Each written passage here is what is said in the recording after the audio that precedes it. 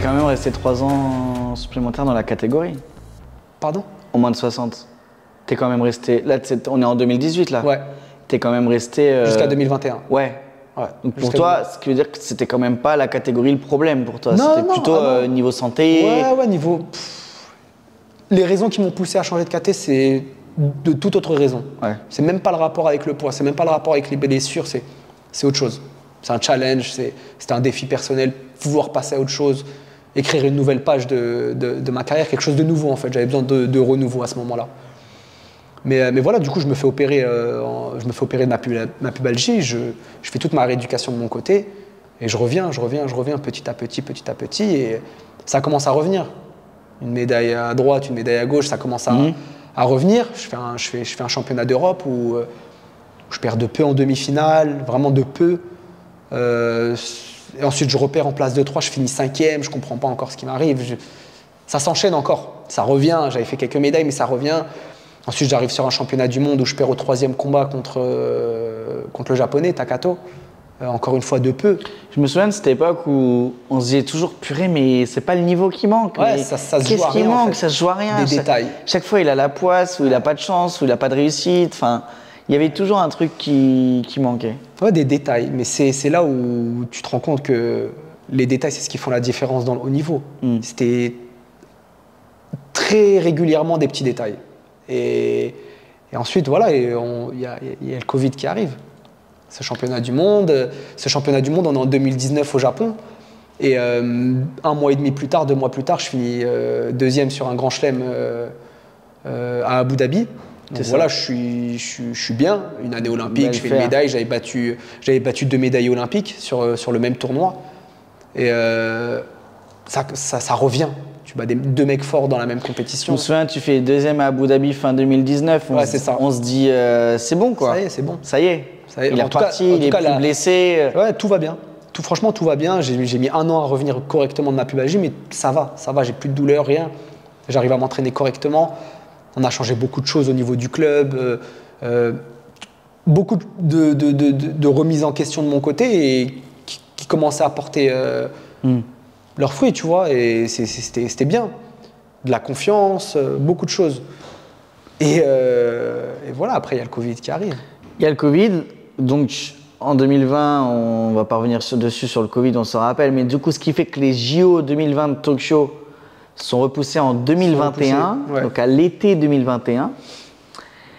Et donc, le Covid, donc plus de compète. Ouais, plus de compète. Entraînement quand même. Entraînement à fond. Et j'ai envie d'en parler quand même du Covid parce que moment particulier, je pense pour tout le monde. C'est bizarre d'en reparler aujourd'hui. Ouais, c'est bizarre. Mais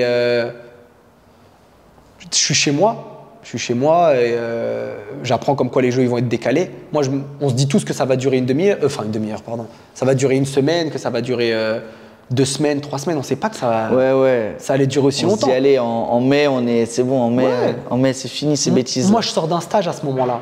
J'étais en Allemagne, je sors d'un stage, je rentre chez moi et je me dis, très bien, 1 semaine ou 2, ça va me faire du repos, je me repose chez moi et tout. En fait, au final, quand tu comprends que les Jeux Olympiques sont décalés, que en fait, tu dois rester. Moi, c'est là où je me suis dit, c'est une dinguerie. Encore, il y a eu l'arrêt des compétitions sportives, mais le décalage des JO et de l'Euro, si je dis pas de bêtises, de l'Euro aussi. Et là, on s'est dit, en fait, je me suis dit, c'est de la folie, en fait. Ouais, on comprend pas. Parce que 2 jours avant, quoi qu'il arrive, les Jeux, ils vont être maintenus. 2 jours après, les Jeux sont décalés. Mais ça a changé tellement de choses aussi chez vous, ça a tout changé. Ça a tout changé. Sur... Toi, parce que le Covid, c'est mars 2020, vraiment il y a le confinement, etc. Toi, à ce moment-là, c'est fait, c'est signé, c'est fait.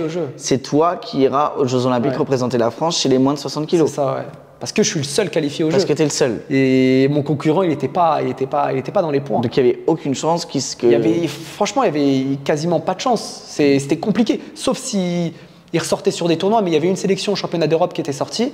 Ouais. Et moi, j'étais sélectionné et mon concurrent, il n'était pas. Ouais, ok. Donc, normalement, c'était fait. Le seul truc qui pourrait faire que tu ne vas pas aux Jeux, c'est un déplacement de la compétition. C'était ça, et c'est ce qui s'est passé. C'est terrible. Et bizarre la situation, je suis chez moi, je m'entraîne un peu, mais je suis quelqu'un qui me dépense beaucoup, qui s'entraîne beaucoup, qui marche beaucoup, et en fait, je me rends compte que je commence à grossir. Et c'est un truc de fou parce que j'en ai jamais parlé, mais je suis en moins de 60 kilos. Et un jour, je me dis, vas-y, je vais me peser. Je me pèse. C'est un truc de fou. Je me pèse, mais jamais de la vie, je me serais dit que j'étais à ce poids-là. En fait, tu te rends pas compte. Je me voyais tous les jours sur le miroir, mais à aucun moment, je me dis que je me rends pas compte que je grossis. Tu ne dois pas changer. Je me rends pas compte. Et là, je me pèse. Je crois qu'il est 22 heures, un truc comme ça. Et je vois 75 kilos. T'as plus 15 kilos. Plus 15 kilos. Je suis à 75 kilos aujourd'hui, en 66. J'ai jamais revu ce poids-là. Je dépasse très rarement les 70. C'est vraiment quand je suis en off total. Et encore, depuis que je suis monté en 66, je sais même pas si j'ai déjà vu 70 kilos. Et j'étais en 60, je suis monté à 75 kilos. Ah ouais. Plus 15. Et dès le lendemain, j'ai tout stoppé, enfin j'ai tout calmé parce que peut-être je mangeais trop, tu vois. T'as roulé chez le nutritionniste. Non, mais fais-moi un programme. Je sais pas, peut-être la déception du jeu décalé et tout. Tu comprends pas ce qui t'arrive. Et il y a ça. Et puis de toute façon, je pense que 95% des gens qui regardent cette vidéo, le confinement, on a tous grossi, forcément. Et peut-être aussi ça, le fait que tout le monde grossisse, en fait, tu te rends pas compte que tu grossis. C'est ça. Et j'ai très rapidement reperdu mon poids. Évidemment, mais des fois j'y repense, je me dis j'étais à plus 15, c'est fou. Et voilà, après l'enchaînement, tu sais pas à quel moment tu vas reprendre la compétition. Et on nous annonce des compètes, mais c'est pas sûr. Et là, tu as un premier tournoi à Budapest, mais fermé. Première compétition, tout est fermé. Tu es dans ta chambre, bulle sanitaire, tu n'as pas le droit de sortir, tu as un petit bout de trottoir, tu as à peu près 15 mètres carrés où tu as le droit de prendre l'air. Mais si jamais tu franchis cette. T'es disqualifié, toi et ta nation. Ah ouais. Donc je me rappelle, il y avait eu des Grecs qui étaient passés pour aller faire des petites courses. Non. C'était à 15 mètres, ils traversaient la route, ils faisaient leurs courses et ils revenaient. Ils ont été vus et toute la nation elle a été disqualifiée du tournoi. Mais si t'as un mec dans ta KT qui était dans ta nation, qui était contrôlé positif sur l'un des 3 tests, parce que t'es testé avant, t'es testé à l'arrivée, t'es testé avant la compétition, sur même pas 5-6 jours. Toute ta nation elle est disqualifiée. Ah ouais. Et c'était rude parce qu'on était tous perdus, on ne sait pas comment ça va se passer. Donc voilà, cette compétition-là à huis clos, première fois qu'on voit ça. Et spécial, tu t'entends respirer dans la salle et tout, t'entends tout, t'entends tout. Pas de public forcément. Ouais, t'entends les gens à côté et tout. Et donc mon concurrent à ce moment-là, il fait une médaille. Et donc il commence à mettre la pression, il commence à revenir fort. On peut dire qui c'est? Ouais, Luka Mkedze. Luka Mkedze qui a fait médaillé au médaillé olympique au JO 2021. Ouais. Il arrive fort. Toi, à ce moment-là, du coup, niveau sportif, ça donne quoi? C'est dur un peu à ce moment-là, parce que je perds à ce tournoi-là, je perds sur un autre tournoi, mais ensuite je reviens fort sur un master. Master, il faut savoir que c'est la plus grosse compétition où tu marques le plus de points. Donc j'arrive en demi-finale, mais je me blesse à la cheville encore une fois en quart de finale. Pourquoi? Je pense que savoir la raison. En fait, nous, on a une repesée avant la compétition. Tu es pesé la veille à 60 kg, mais tu as une repesée 5%, 45 minutes avant le premier combat. Donc 5%, je dois être à 63 au maximum, 45 minutes avant la compétition. Sauf que moi, j'étais à 63 15 minutes après la pesée. Donc il fallait que je fasse attention la nuit un peu quand je mangeais et tout. Okay. Donc je me réveille le matin et tout, et j'avais pris un risque. Je savais que j'étais un peu lourd, j'étais au-dessus. Et donc je suis repesé et j'ai 2 kilos en trop. Et j'ai 45 minutes pour perdre ces 2 kilos. Et je les perds. Je suis à Doha au Qatar, je les perds en 45 minutes, je commence à m'habiller et tout. Donc tu perds de l'eau quand c'est comme ça. Ouais, je perds de l'eau, je perds tout pile 2 kilos en 45 minutes. Ce que je déconseille totalement. J'étais totalement desséché, mais j'avais pas le choix. J'étais au soleil, je courais, bonnet, gants. Il faisait 45 degrés dehors. Et donc voilà, je perds mon poids, mais par contre, je me sens super bien à la compète. Vraiment super bien. Je gagne mon premier tour, je gagne mon deuxième tour, et troisième tour, je fais tomber mon adversaire, mais je me pète la cheville, enfin, je me romps un ligament. Je monte quand même sur la demi-finale. Mon concurrent, pendant ce temps-là, il perd. Je monte sur la demi-finale et je fais avec ce que je peux, mais je suis sur une jambe. Je perds mon combat et je ne me présente pas sur la place de 3. Donc à ce moment-là, j'ai atteint la demi-finale du Master. Je me dis, bon, ça devrait le faire. Sauf que je rentre et que j'apprends que mon ligament il est rompu et que je dois me faire opérer. Je décide de ne pas me faire opérer, de tenter le truc quand même sans l'opération. Ça marche, mais je suis quand même 3 mois, à peu près 3 mois en dehors des tapis. Donc entre mi-janvier jusqu'à début mars, mi-mars, même un peu après. Donc je reviens avec une semaine d'entraînement sur un tournoi en Turquie où je finis 2e, où je me refais mal. Malheureusement en quart de finale sur la même personne, sur le même russe. Ouais, c'est à peu près la même action, mais je me refais mal. Je monte sur la finale quand même, mais bon, j'étais pas au top. Je me dis que c'est bon. Je me dis que c'est bon, j'ai ma qualif. Je pensais. Et non, il y a un championnat d'Europe 5 jours après. Et en fait, la décision aurait pu se prendre avant. Bon, ils ont repoussé. Et du coup, je me présente sur ce championnat d'Europe un peu blessé. Et je perds contre mon concurrent. Je perds contre mon concurrent en quart de finale. Lui finit 2e au championnat d'Europe et moi je finis 7e sur ce championnat d'Europe-là. Donc je comprends que c'est compliqué pour moi. Et suite à ce championnat d'Europe, ils ont pris la décision de le mettre lui aux Jeux Olympiques, ce qui est totalement normal parce qu'à la fin, il vient de faire une finale européenne. Il fait 3e au jeu. Il fait 3e au jeu et respect à lui. Donc tout ça pour dire que malheureusement, tu n'as pas fait les JO de Tokyo, qui était un de tes objectifs. Luka Mkedze les a fait, a prouvé entre guillemets, oui, on peut le dire, qu'ils avaient bien fait puisqu'il a fait médaille. Et de là, à partir de là, tu te dis je vais changer. C'est pas à partir de là. Pas à partir de là. Non, c'est un peu plus tard. Au contraire, à ce moment-là, je dis je reste en 60. Ah, tu voulais encore prouver? Ouais, je me dis non, c'est pas prouvé, mais je me dis c'est sûr, je reste en 60. On est à 3 ans parce que du coup, ça a décalé. C'est plus 4 ans, je me dis 3 ans, bon, je gère cette année-là, après les points olympiques commencent, j'ai fait mes petits calculs encore une fois. Je me dis, il faut pousser en 60. Et donc je reste dans l'optique de rester dans cette catégorie-là, mais au fur et à mesure, je réfléchissais dans mon coin, mais longtemps après, je pars en Tchétchénie pendant 2 semaines, même un peu plus, 3 semaines. Je décide d'aller en Tchétchénie m'entraîner à Grozny. Je me souviens, tout seul, je m'entraîne dans un club là-bas et en fait, au fur et à mesure, je me dis, je commençais à l'avoir dans un coin de ma tête que peut-être qu'il faudrait que je monte. Pourquoi? Pour un nouveau défi, un nouveau challenge, démarrer quelque chose de nouveau. Et j'en parle un peu avec mes entraîneurs de club, je leur dis franchement pourquoi pas et tout. Et mes entraîneurs, ils étaient à fond avec moi. Mais il y en a certains, des personnes de mon club, qui me disaient franchement Walid, je te dis la vérité, je te vois champion du monde en 60, mais je te vois pas champion du monde en 66. Parce qu'on a tellement l'habitude de me voir dans cette caté depuis presque 10 ans. En fait, on m'imaginait pas en 66. Et pareil, même mes proches, ils me disaient non, franchement, reste en 60, t'es bien, regarde là, t'es 8e mondial, t'es bien classé. Tu vois. Et ça m'a pas touché plus que ça. Et j'ai pris ma décision, j'ai dit franchement, non, faut que je monte en 66. Je l'avais dans un coin de ma tête. À quel moment j'allais monter, je savais pas. Et j'apprends pendant que je suis en Tchétchénie que je suis sélectionné au tournoi de Paris 2021, du coup, en 66. Je l'apprends sur Internet. Enfin, j'en avais un petit peu entendu parler. On m'avait dit, ouais, il y a de fortes chances qu'on te sélectionne. Je dis, ah, bon, on va voir et tout. Je suis sélectionné en 66, au tournoi de Paris. Content à la fois, mais un peu dégoûté parce que je dois rentrer plus tôt de Tchétchénie, du coup. J'avais prévu de rester plus longtemps. Donc, je rentre et je fais mon tournoi et je finis 3e au tournoi de Paris. Donc là, à partir de là, en battant le numéro 1 mondial, Denis Vierou, en place de 3. Donc là, c'est clair dans ma tête, c'est bon, je reste en 66, donc les tournois s'enchaînent. Et ça, je fais mon trou petit à petit. Il y a de la concurrence, il y a des personnes qui sont là aussi, qui mettent des médailles, qui mettent la pression.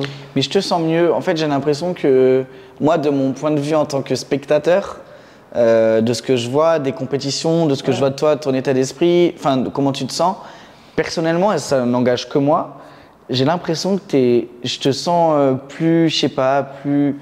Alors, est-ce que c'est l'âge aussi qui joue comme ça? Mais je te sens plus épanoui, plus posé, plus performant, plus détendu, moins stressé. Je sais pas ce que tu en penses toi, mais... Je pense qu'il y a tout qui joue, comme tu viens de dire, c'est l'âge aussi. Le fait d'arriver sur une compétition où... En fait, après ces Jeux Olympiques-là que je n'ai pas fait, j'ai encore une fois pris une claque un peu par la vie, par le judo. Et j'étais triste de ne pas faire ces Jeux Olympiques-là. J'étais déçu de moi-même. Je me suis dit, j'ai raté un truc et je suis dégoûté. Et j'ai décidé de changer pas mal de choses et d'avoir on va dire, ma vision du judo et la manière que j'avais d'aborder les compétitions. Différente. Ouais, d'en avoir une différente. Et donc je me suis dit, maintenant je vais en compétition, je me prends plus la tête. Je me fais plaisir. Je me fais plaisir, c'est le plus important. Si j'y vais pour me prendre la tête, vaut mieux pas y aller. J'y vais avec le plaisir de vouloir détruire les mecs en face. C'est ça que je me suis dit dans ma tête. De prendre plaisir à éteindre les gens. C'est vrai, mais c'est une vérité. Je le fais pas tout le temps. Mais en tout cas, de prendre plaisir à ça et de prendre plaisir à vouloir le faire. Et de montrer que j'étais déjà un homme de caractère, tu vois. Genre vraiment que je savais ce que je voulais et je savais pourquoi j'étais là. Et toutes ces choses-là m'ont poussé vers cette décision et vers ce nouveau judo et cette nouvelle manière d'aborder les compétitions. Je me dis que c'était une bonne expérience en 2016 parce que ça m'a servi à être protégé pour 2023, pour cette médaille mondiale en tout cas. Tout s'est pas passé comme avant, ça s'est bien passé. Et je l'ai savouré cette médaille, je l'ai digérée et j'ai pu retourner au travail pour retourner à la compétition. Et c'était ça le plus important. Tu as bossé tout l'été. Ouais, là, on est en novembre 2023. Il y a eu les championnats d'Europe il n'y a même pas 2 semaines, je crois. Ouais, c'est ça. La semaine dernière, il y a 2 semaines à Montpellier. Ouais. 3e, encore une médaille de bronze. Belle perf. Content. Tu t'attendais à quoi? À mieux? Encore une fois, j'étais parti pour gagner et cette médaille, elle me fait plaisir. Elle me fait plaisir parce que c'est 2 médailles de suite sur 2 championnats différents. C'est important sur une année olympique, c'est important. J'étais parti pour gagner, mais j'étais surtout parti pour me qualifier au jeu. C'était ça la vraie course. Le vrai objectif, c'était de me qualifier aux Jeux olympiques sur ce championnat d'Europe. C'était important pour moi de me qualifier et voilà, c'était le plus important pour moi. De perdre en quart de finale, je pense que c'était difficile. De me remobiliser pour aller chercher cette médaille, c'était quelque chose pas de nouveau pour moi, mais dans cet état-là. Et c'était nouveau. Hein. C'était quand même assez nouveau de cette manière-là de réussir à aller chercher les médailles. Parce que j'y suis allé c'était un peu à l'arrache. Ma finale de repêchage, je la gagne à l'arrache. Vraiment, j'aurais pu perdre comme gagner à ce moment-là, mais j'étais pas bien sur ce combat, mais j'ai quand même gardé le cap et je suis allé chercher cette victoire. Et après, en place de 3, ça s'est bien passé. Et donc, une médaille en championnat d'Europe ou 2 championnats de suite où je fais une médaille. Sur une année olympique en France, c'était important pour moi. Justement, je voulais t'en parler. Tu étais donc iconiquement au Flamme 91 avec toute l'histoire qu'on connaît. Tu as signé juste avant ces championnats d'Europe, donc en septembre, tu as signé ou en août, je sais plus. Ouais, c'est ça. Tu as signé au PSG Judo. T'as pas signé seul parce qu'il y a d'autres grands judokas français qui sont allés. PSG Judo qui veut s'imposer comme un peu comme dans tous les autres sports, la référence en termes de judo en France, en tout cas le plus gros club français. Pour le moment, je pense que c'est une certitude que c'est le plus gros club de France. Mais aujourd'hui, le PSG Judo, c'est le plus grand club du monde. Il n'y a pas un club, du monde. Il n'y a pas un club qui a autant de personnes dans son écurie, entre guillemets. Il y a pas. Et tu as signé au PSG Judo, tu es supporter du PSG. Ouais. T'adores le foot. Ça m'a poussé un peu à... Alors, on veut savoir, est-ce que tu as Tu peux aller voir les matchs du PSG, tout ça. Je pense que tout est possible. On fait partie de la team PSG, on va dire. Mais c'est une fierté. Ouais, c'est une fierté. C'est une fierté, vraiment. Bien sûr, c'est un truc de fou. D'avoir le. Mais ce qu'ils proposent aussi, c'est incroyable. Ils ont fait venir l'un des meilleurs entraîneurs aussi sur le club. Il s'appelle Damiano, qui était entraîneur en Belgique, qui avait de très bons athlètes et qui est venu de Belgique pour se lancer aussi lui un défi et dès qu'on lui a parlé de l'équipe, il était chaud. Il s'est dit ouais, c'est un truc de fou. Il y a du monde dans ce club parce qu'il y a vraiment beaucoup de monde. Et nous, on a pour objectif de gagner la Champions League, qui aura lieu là début décembre. Ça arrive très vite. Et si on gagne la Champions League, on serait le premier club, en tout cas le le premier groupe de sportifs, vu qu'il y a plusieurs sections au PSG, à ramener une Champions League au club. C'est vrai. Ce serait un truc de malade. Avant les footeux, ouais, ça fait 10 ans qu'ils essayent. Hein. Ça serait incroyable. Ça serait incroyable parce qu'on a une équipe incroyable, mais il y a aussi des équipes incroyables en face. Parce que c'est par équipe et tous les clubs peuvent recruter. Donc s'ils ont les moyens, ils peuvent aller recruter qui ils veulent. Donc voilà, T'as signé combien de temps au PSG Judo? J'ai signé pour 2 ans. 2 ans. Ouais, j'ai signé pour 2 ans et je suis fier d'être dans ce club-là. Je suis fier de tout ce qu'on partage avec les personnes de l'équipe et de ce qui nous est proposé. C'est fou. C'est un autre cap. C'est au-delà du judo que ce que nous on pouvait connaître. Plus de moyens peut-être. Plus de moyens, bien sûr. Et ils sont à l'écoute. Il n'y a rien qui est fermé. Il faut que tout soit cohérent chez eux. Ça veut dire que si tu leur proposes quelque chose et que c'est cohérent avec les objectifs et avec le club et avec les valeurs du club, tout est faisable. Mais il faut que les choses soient cohérentes. Il faut que qu'on aille tous dans le même sens. On va juste terminer avec les JO. Je me souviens, il y a 4-5 ans de ça, je t'interviewais sur une petite radio locale où j'étais animateur et je te disais ton rêve d'être champion olympique au Japon, au pays du judo. Bon, c'était avant le Covid, avant tout ce dont on a parlé aujourd'hui. Là, tu vas avoir 28 ans, tu vas avoir 29, tu auras 29 l'année prochaine quand il y aura les JO à Paris, du coup, chez toi. Là, cette fois-ci, je pense que ce serait encore plus beau d'être champion olympique chez toi à Paris. Mais avant tout ça, tu vas y aller. J'imagine que tu vas te défoncer comme jamais, que ça va être la médaille d'une vie en fait. Ouais, même le bronze, tu signes déjà aujourd'hui ou tu y vas pour l'or? J'y vais pour l'or. Tu vas pour l'or? Ouais, j'y vais pour l'or, comme sur toutes les compétitions où je vais. Les jeux à la maison, tout est possible. Ça a déjà été fait, enfin pas à Paris, mais en tout cas pour certaines nations, tout est possible. Rien n'est impossible. Est-ce que toi, tu auras cette pression, tu auras les supporters qui seront là, tu as du mal, t'es meilleur sous la pression, comment tu la prends quand tu as beaucoup de supporters, quand tu fais le Grand Slam de Paris par exemple? Non, on s'en sert. Tu t'en sers? On s'en sert, on sait que les gens ils sont là pour nous. Ça nous donne de la force. C'est un peu l'instinct de survie, c'est chez nous. Tu vois ce que je veux dire? Ça nous donne une force supplémentaire, c'est notre territoire, on a envie de le défendre et on le fait sur le tapis. C'est ça. Et ça sera des beaux Jeux Olympiques, les plus beaux, je pense. Voilà, tout est possible. Est-ce que ce seront peut-être, on sait que la carrière d'un judoka se finit très tôt, tes derniers? Je sais pas. Franchement, je préfère te dire non, je sais pas. Je suis pas ce genre de sportif qui se fixe une date. Tu vois, je vais pas me dire à ce moment-là j'arrête. Tant que je kiffe, tant que j'aime ce que je fais, tant que je prends du plaisir, tant que je suis performant, j'ai pas de date où je vais décider d'arrêter.